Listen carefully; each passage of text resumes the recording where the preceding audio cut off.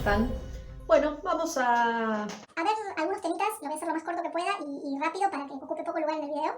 Pero de un par de temas de química general, esto no es específico de ninguna química de ningún año, son conceptos de química básicos que a lo mejor está bueno tener en cuenta para la resolución de algunas actividades o cuando están leyendo algún tema en especial de los que estamos trabajando para que queden claros algunos conceptos, ¿sí?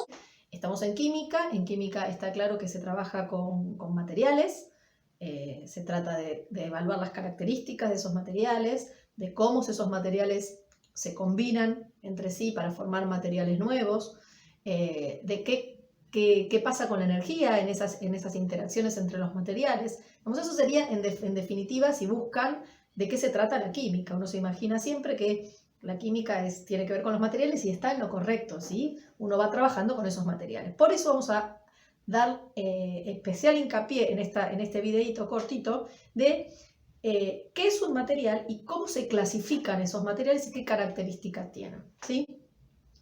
Material es todo lo que no es energía, materia es todo lo que no es energía. Si yo tengo algo que ocupa un lugar en el espacio, por más mínimo que sea, ocupa un lugar en el espacio y tiene una masa, eso ya está considerado dentro del mundo de lo material, de las cosas que pertenecen a la materia. En cambio, la energía, como para diferenciarlo, yo, por ejemplo, si tengo unas partículas de aire, las puedo pesar, ¿sí? Ocupan un espacio pequeño o no pequeño, entonces es material. Ahora, si yo hablo del calor, ¿sí? El calor, yo puedo tener algo caliente o puedo tener una sustancia que absorba calor, que elimine calor, pero yo el calor no lo puedo poner en una balanza para pesarlo, ni me ocupa ningún lugar en el espacio. Lo que me está ocupando lugar en el espacio es esa sustancia o ese material que está caliente o que tiene una energía calórica. ¿Se entiende la diferencia? Ahí está la diferencia básica entre lo que es materia y energía.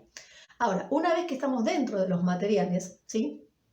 Si yo estuviera en clase ahora con ustedes adelante y les pudiera preguntarle, nómbrenme materiales, seguramente saldrían ejemplos: madera, hierro, no sé, un pedazo de carne, no sé, cualquier cosa que uno maneja normalmente dentro de lo material, y está bien, ¿sí? Esos son materiales. Esos materiales, si ustedes piensan un poquito, no están todos formados por una sola cosa.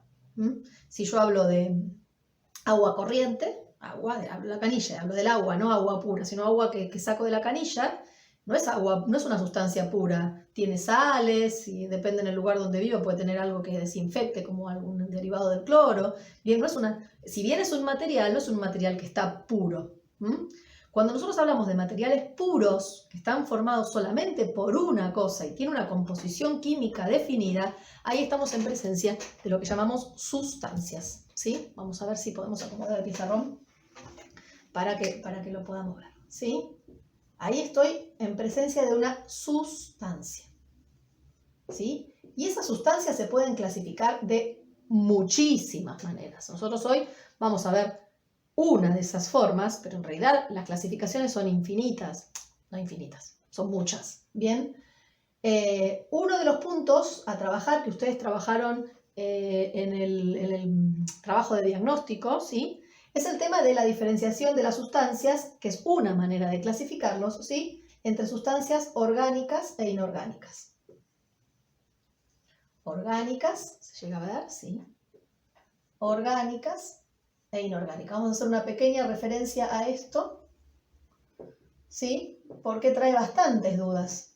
Ustedes piensan que las sustancias claramente no tienen vida, ¿sí? Y muchas veces cuando uno habla de sustancias orgánicas, cuando estoy en el aula, muchas veces sale como que tienen vida. No, no. Orgánica viene de una teoría que se llamaba la teoría vitalista, ¿sí? Que estuvo presente hasta mediados del siglo XIX, 1860, más o menos hasta esa altura, que se pensaba que las sustancias se dividían en dos grandes grupos, ¿sí? Las sustancias orgánicas y las sustancias inorgánicas. ¿Qué era lo que diferenciaba una de la otra? Que las sustancias orgánicas, según esta teoría vitalista, eran las sustancias que provenían de órganos, ¿sí? De algún organismo que tuviera órganos y que fabricara esa sustancia, de ahí el nombre de orgánicas, ¿sí? Y que las inorgánicas son las que no tenían nada que ver con el mundo de la vida, ¿sí? Por ejemplo, sal. Si yo hablo de sal, la sal viene de una salina, es una roca, es el mundo mineral. Si yo hablo de hierro, necesito una roca de donde extraer el hierro, ¿sí? Esos están dentro del campo de lo que es la química o las sustancias inorgánicas, ¿sí? Sustancias inorgánicas, ¿bien? Según esta teoría vitalista, las sustancias orgánicas eran las que provenían de un ser vivo, que era la fabricaba un ser vivo. Vamos a dar ejemplos. La madera, que dijimos hace un rato. Bueno, la madera claramente es un material orgánico. ¿Por qué? Porque proviene de un árbol. El árbol es un organismo. Muchísimos. La aspirina, así tal como la conocemos nosotros, es una sustancia que originalmente se sacaba de un árbol. La sustancia química que está presente en las aspirinas, ¿sí? Es orgánica, claramente. Entonces, ahí estaba la diferencia hasta mediados del siglo XIX entre sustancias orgánicas y sustancias inorgánicas, según esta teoría vitalista. Algunas provenían de seres vivos, las otras no. ¿Qué pasa? Un químico alemán que se llamaba Friedrich Wöhler, lo que hace es, logra fabricar en un laboratorio a partir de sustancias absolutamente inorgánicas, urea. ¿Qué es la urea? Bueno, busquen por ahí, les adelanto un poquitito que la urea es una de las sustancias que nosotros eliminamos en los mamíferos, se eliminan en la orina, en el pis. Es orgánica, está fabricando un ser vivo, un perro, un gato, un elefante, una orca, ¿bien? Fabrican urea, ¿por qué? Porque tienen un riñón que fabrica pis, fabrica orina, orgánica, pero lo había hecho este señor en un laboratorio. Entonces no estaba hecha a partir de un ser vivo. Sí, el ser vivo era el señor que mezclaba las cosas, pero no estaba producido por un ser vivo en la producción de la urea. Esto hizo que cambiara radicalmente la definición de química orgánica y de química inorgánica, o de sustancias orgánicas y sustancias inorgánicas, y a partir de ese momento buscaron qué era lo que tenían en común todas las sustancias orgánicas que estaban presentes, en las que se conocían hasta ese momento. Y todas encontraron que las sustancias orgánicas tenían átomos de carbono.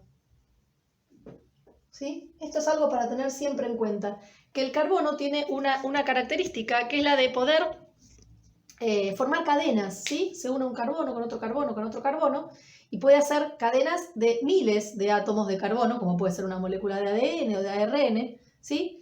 Entonces ya no podía decir que las sustancias orgánicas son las que provienen de seres vivos. A partir de esta nueva forma de clasificar a las sustancias entre orgánicas e inorgánicas, la nueva definición es que las sustancias orgánicas son las que tienen en su composición átomos de carbono. Hay excepciones, los carbonatos, el dióxido de carbono, poquitas.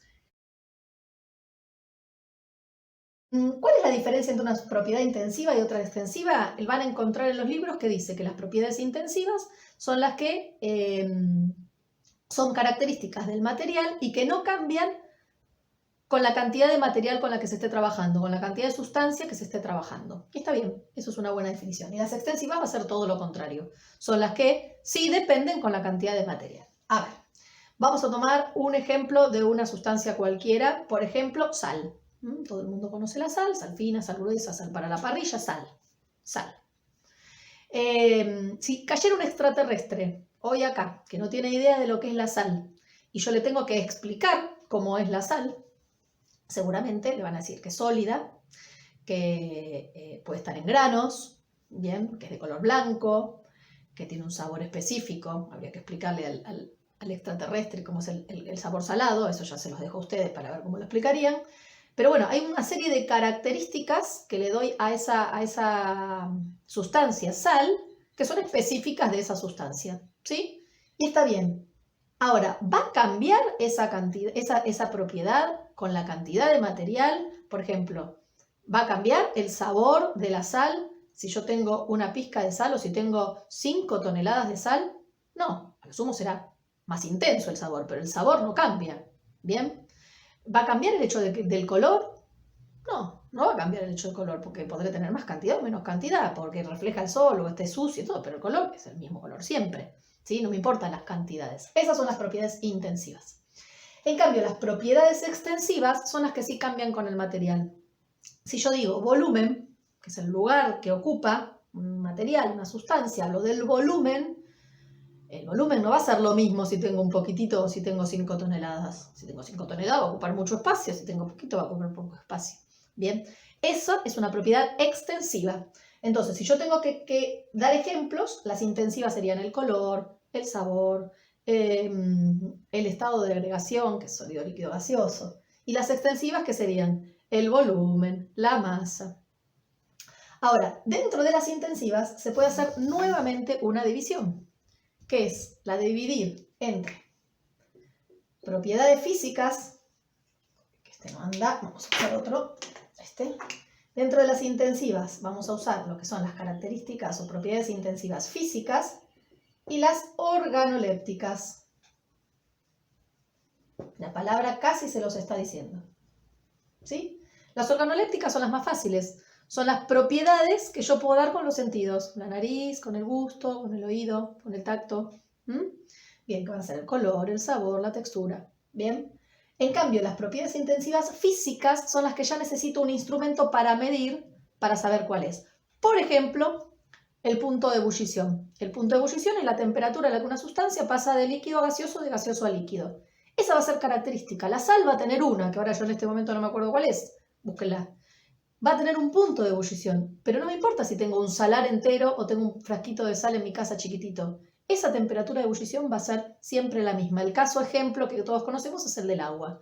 Uno sabe que el agua hierve a 100 grados en determinadas condiciones, ¿sí? No me importa si tengo una cacerola de agua o si tengo un frasquito de agua chiquitito. Va a hervir a 100 grados, ¿sí? La única diferencia va a ser el tiempo que tarde en llegar a hervir, pero va a hervir a 100 grados, ¿sí? Esas son las características de las propiedades intensivas físicas. Entonces, en general, Para cerrar, para que no sea más largo, el tema de las características de las sustancias es que las puedo dividir en intensivas y extensivas. Las intensivas son las que no dependen de la cantidad de material, las extensivas son las que sí dependen de la cantidad de material. Dentro de las propiedades intensivas están las físicas, que necesito un instrumento para darlo. Ejemplo, punto de ebullición, punto de fusión, densidad.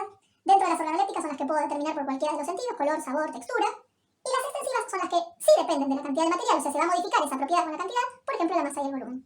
Bueno, espero que esto haya quedado un poquito claro y bueno, en otro videito explicamos otro tema.